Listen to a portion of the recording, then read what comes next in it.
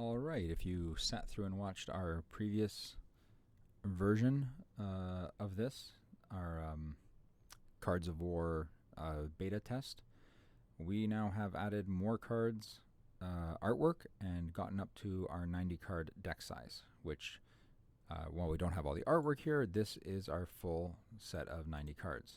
Let's make that a bit larger so that we can actually see it better. Scale it up. There we go. And now we are going to, nope, don't take a card. We're going to shuffle that deck. Shuffle it up nice and good. Now we will draw cards. Deal. Deal to all seated players. 1, 2, 3, 4, and 5. Still don't know how to get this to work properly, that it shows the cards the way they're supposed to, but that's fine. So we will start with player 1 here. Player 1 has 5 cards in hand. They have an action card called the Butterfly Effect. Look at and arrange the top 5 cards of the draw pile. They have Omega, the Universally Pervasive AI Sentience, a 13 powered card. They have Dambreaker Beaver, a 9 powered card. Mulder, Fox of the Fairy Forest, a 4 power card.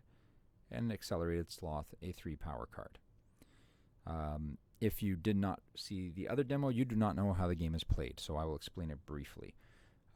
You drop cards into the middle of the play area with power numbers in them. These power numbers represent their strength, I guess you could say, their ability, their power level. Your opponent then has to drop a card with the same or greater number until no one can play any greater cards in size, in power level. There are action and reaction cards as well. These cards are used to disrupt another player's playing abilities. Butterfly Effect allows you to reconfigure the top 5 cards of the deck, for example. There are other cards called Not Today that cancel the last action played. There are cards that add or remove power from these creatures. So a 9 power creature may have a plus added to it to make it a 10 power creature to be able to defeat another 10 power creature that's already in play. There are minus cards that will take power away called Power Drain, that if you have Mulder, Fox of the Fairy Forest in play, and if that's in play and you only have a Accelerated Sloth at power level 3, you can play a minus card on Mulder to lower his power level, and your Accelerated Sloth will then be able to be played that turn. To start the game, player 1 will begin by playing the Accelerated Sloth. We're not going to take our action card yet. We will wait to see what others are playing. Once you play the card, your turn ends. Once you've played, you can play all the action and reaction cards all the action cards you want. Once you play your character card, your turn ends and you draw a new card. We end our turn. Player 2 takes over. We will flip player 2's cards so we can actually see them. Again, not sure why Tabletop Simulator does this weird black background, but that's fine. We have Corrosive Ooze, an 8 power level card. We have Blade Armed Howler, a 3 power level card. We have a reaction card, Not Today. This stops all effects of the last action card played. If you have a character card in play and someone tries to lower its power, you can play a reaction card, which will not allow it to lower the power. Masticating Hollow, a 5 power card, and Progeny of the Secret Order of Fighting Monks, a 10 power card. So we can, because in play right now is the 3 powered Accelerated Sloth, we can just play our Blade Armed Howler on top of it. That now makes us the current leader of the pile. We go to player 3. Oops, we forgot to draw. We will draw a card there for them. Always draw at the end after you've played your card. And we can't see it obviously because we are not that player. So that would have been smart for me to figure that out.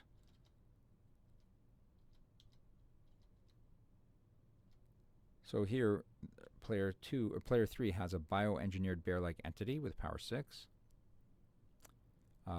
Also a butterfly effect, a reaction card of Not Today, Breaking Wind of the Northern Spires, a 10 power card. So we can simply play a 6 power card over to be in control there, but I think instead, we have 2 butterfly effects. We are going to play a butterfly effect. We will look at the top 5 cards of the draw pile and rearrange them. Now, I'm not sure how to do this in Tabletop Simulator so your opponents don't see, other than drawing it to your hand, but we will just play them out here for now for today's purposes. We have Clyde Dale, Mature Steed, Andy Agro, Arrogant Assassin, the Common Bear, Fierce Bark, Strongest of the Saplings, and Amateur Chemistry Set. So we are going to draw at the end of our turn, obviously. So we want to put a card on top that we draw. Then the next card below would be drawn by player 4, the next card by player 1, the next card by player 2, and then we draw again. So ideally, we want to give ourselves the most powerful cards. The downside of the most powerful cards is, of course, you can only play the most powerful cards. So I think we would be wise to put a 12-powered Andy Agro on top for us to draw. Then we want our opponents to draw weaker cards, so we would probably put Fierce Bark next, followed by the Common Bear, followed by the Amateur Chemistry Set, and then Clyde Dale, the Mature Steed. So this will go back to the pile first, so we draw that on our next turn. These really don't matter at this point because anyone can draw them. And of course we want this one on the very top as our draw. We will then play our Common Bear, or our Accelerate. Let's drop that on top of there, put the stack properly. We'll play our Bioengineered Bear-like Entity with power 6, and we will draw to end our turn. Which we grabbed a, I guess it was Andy Agro? Yes, must have been that. We'll end our turn, go to player 4. Flip the cards, player 4.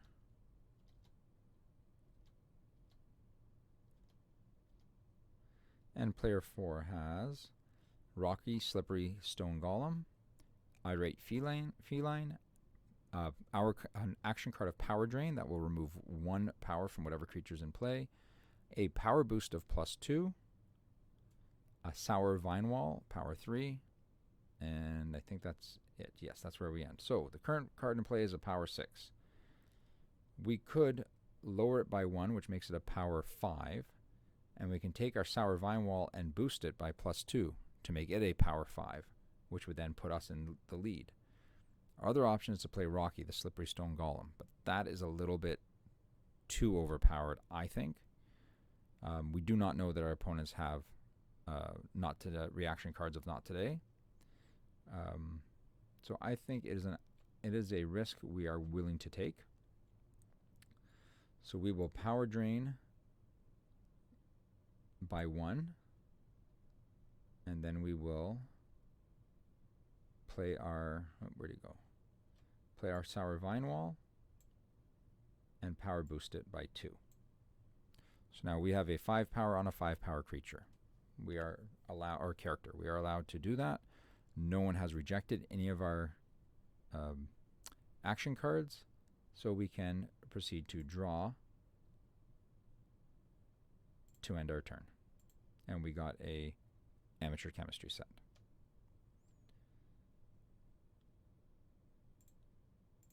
Back to player 1. Player 1 has a Power Boost, Butterfly Effect, Dam Breaker, Beaver, and Mulder, Fox of the Fairy Forest. So our current character here is a power 5. We would need to boost Mulder to get him into position there. Sorry, our current character is a power 3. After the end of turn, these effects all reset. So right now we have a power 3 to beat there, which can be beaten by the Mulder, Fox of the Fairy Forest. We would be wise to reorganize the deck again, though, to our own liking. So we'll pull off the top 5 cards, flip them over to take a peek at what they are. Fierspark, Common Bear, Clyde Dale, Artie Intel Network Assailant of Solovilla, and Thief of Chance. Thief of Chance steals a card at random from an opponent. So we would probably want to take a big card, either Clyde Dale or Artie Intel. Thief of Chance is nice because you do get a chance to steal someone's card, but I think we would be wise to drop the powerful card at the bottom, followed by any random assortment of these. And the powerful card on top. So we will play our Mulder on top of the middle pile. We are now in control of the pile, and we draw Clyde Dale. We end our turn. Player 2 takes over. So player 2 has to beat a 4. They have a biogenic ooze, a corrosive ooze, and a masticating hollow of 5. The masticating hollow is the obvious choice to beat it. We drew the Street Smart Brawler. Whoop, that's not Street Smart Brawler's artwork. It's the Vigilante artwork, so some of that text needs to be changed. Good to know. I will make that correction. So we have 2 5-powered, the Hollow and the Vigilant Vigilante. Let's rotate that. Where's my rotate? Left, left. There we are. So now at least we can read it properly. Nope, it did not keep the rotation. Oh well, that's fine. So we are going to play the Masticating Hollow for 5 on top of it, and draw to end our turn. And we drew the Thief of Chance. Player 3's turn. Player 3 can handily beat that with a 12, but we really don't want to use a 12 up quite yet. We will take a Butterfly Effect action, looking at the top 5.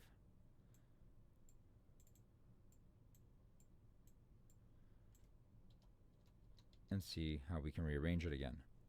Fierspark is still there, the Common Bear is still there, Artie Intel, Thief of Chance, and Night Shift Security Guard.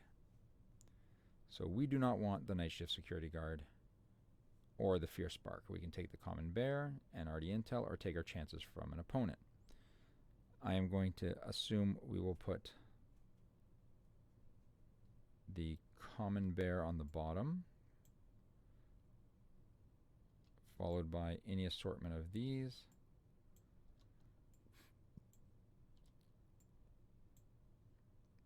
And then we will play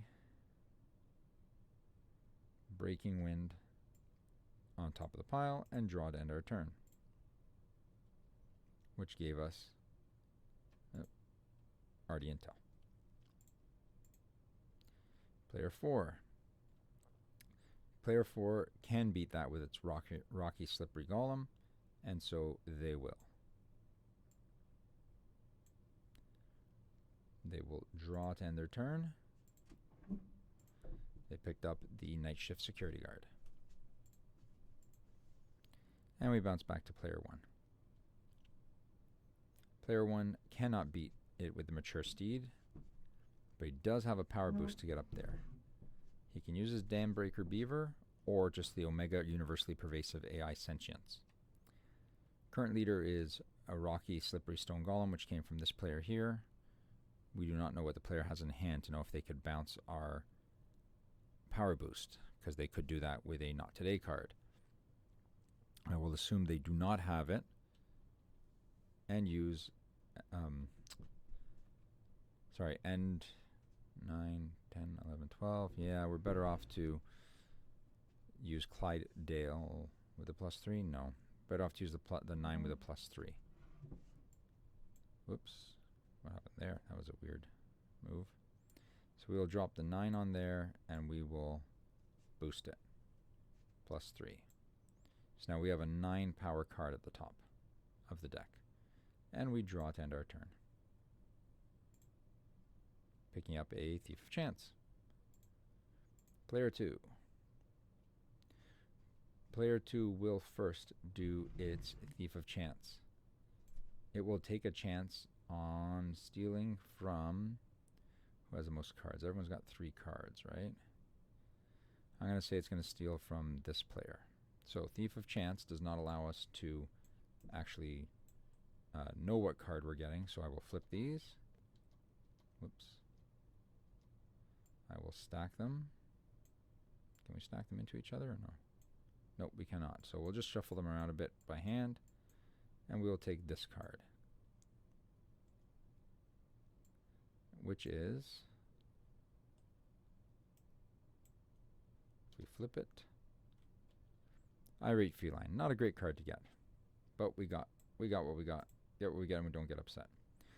We got to beat a 9. We have a Corrosive Ooze, we have a Not Today, we have a 5, and we have a 1, and we have a 10. So we're going to drop our Progeny of the Secret Order, which puts us in the lead, and we draw a card, which is the Sapling, finally. Finally. End turn, player 3.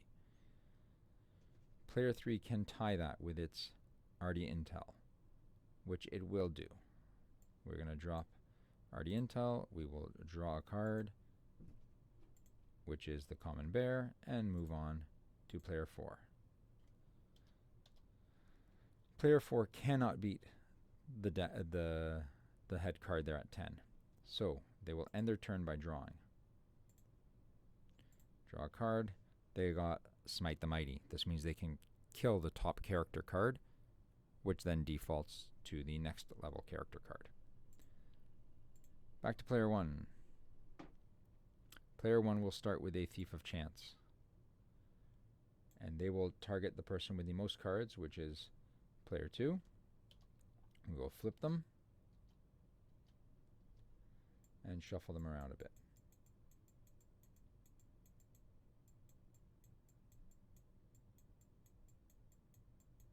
And we will draw this card, which is, big reveal, great, the Irate Feline keeps moving around. We have a power 10 Ardy Intel. We can kill it with we can tie it with a Mature Steed, which is what we will do. Ending our turn, drawing a card to end our turn and moving on to player 2. Player 2 has nothing that can beat that. Current leader of the table is player 1. Player 2 has to draw a card first. Forgot about the draw, so we will take the card, draw it to their hand, flip it, flip it twice. We still can't see, of course.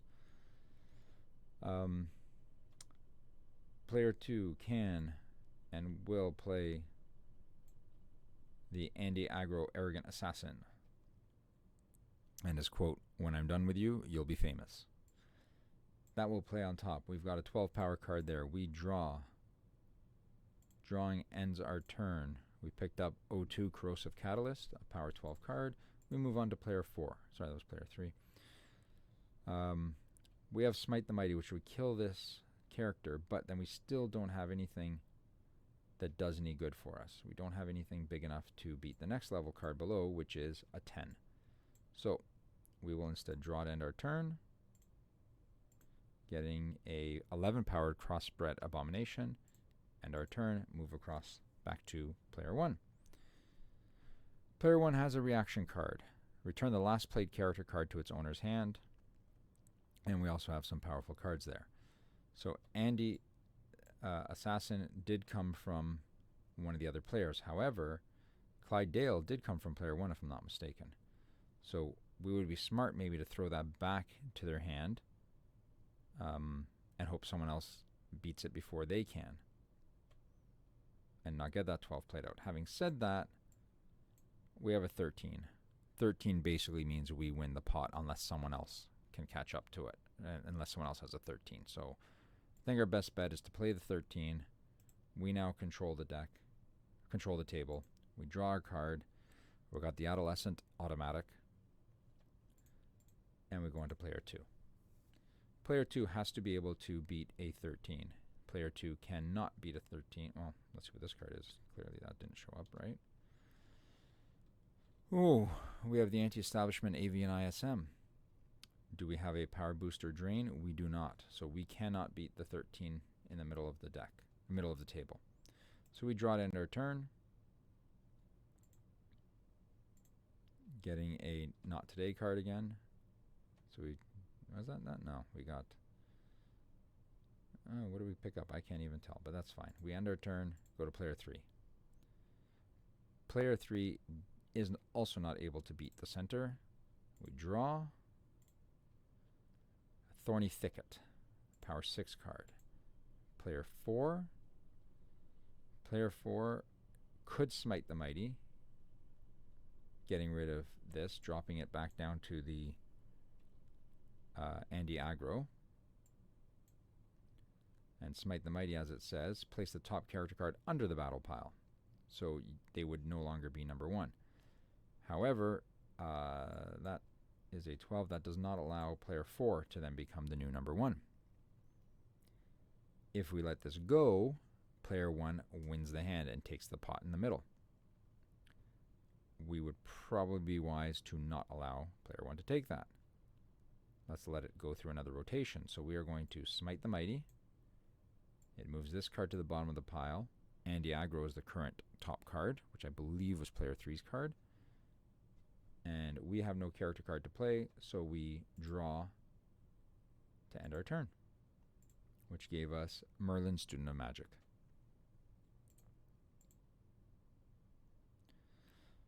Player 1 has nothing to play. It could return Andy aggro to the owner's hand, and then Clyde Dale becomes the next top one. We will save that for another opportunity to play it later. So we will end our turn, which rotates through, oh, we forgot to draw, which rotates through to this player, who also cannot play anything. They will draw to end turn, drawing a Occluding Canopy of the Wildwoods of Westfell. Now when they end their turn, if I'm not mistaken, Andy aggro was player 3's player's 3's. So that means player 3, once it's cycled back to them, they do not need to play to beat this hand. They have automatically won the pile. This is all, no, not just one card. Take them all. They have won. These are their cards, not in their hand. Still getting used to this interface, I guess, myself, but all these cards stack up. You should keep them separate if at all possible, because you count them later on. So they have won that hand. Now it is their job to throw down the next character card to start. So they will throw down the Thorny Thicket, drawing a card to end their turn, which is Resource Hog, the ability to draw an extra card. Player 4 needs to beat a 6-powered card, which they can with a Crossbred Abomination, which is a huge use for a minor, to beat a minor card. But they do it anyways. They draw and end their turn with a Invisible Ninja Assassin. Back to player 1. Player 1's other magical card was a Bickering Baboon. They have to beat an 11. They do not have anything that can beat an 11. However, they could return this card to sender, allowing the Thorny Thicket to be number 1. Wouldn't really benefit them, just an option to do. So that is the basics of a single, not a complete round, but one go around the table of how the game is played until you finish the deck. The player that got these cards now, what we do is we separate the cards into 2 piles. They are action-reaction pile and character pile. Once you've separated them, so I should have done this ahead of time, so I should have kept them separate on the table, so we remembered. Once you separate them, you then count up how many of each you have. We have 14 character cards and we have 9 reaction cards. We then take the character cards and subtract the action-reaction cards from them. 14 minus 9 is 5. Player 3, are we at? Has 5 points. The next player to play would, or the next person that wins a center pot would also then count up their character cards minus the action-reaction cards, and that would give them their total points. So right now, we are in the lead, player 3, with 5 points. That's all for now. Shows you a bit more about how the game is played with a proper set of, or with a full set of cards, as opposed to the previous one that was a little bit sketchy, didn't quite give you enough details of everything going on. It was about half the character deck, so you didn't get a full feel for it. We'll see you again soon as we get more artwork done and we can flesh this out completely. Once complete, we will see how we can share it on Tabletop Simulator. This was also a demo of a 4-player game, how that would play out. It's a little bit more interactive with 4 players, especially if it's 4 live players, because you get things like the reaction cards jumping in to do things on other people's turns, which is a little bit more interactive than some of the card games. Thank you very much for watching, and we'll see you again soon.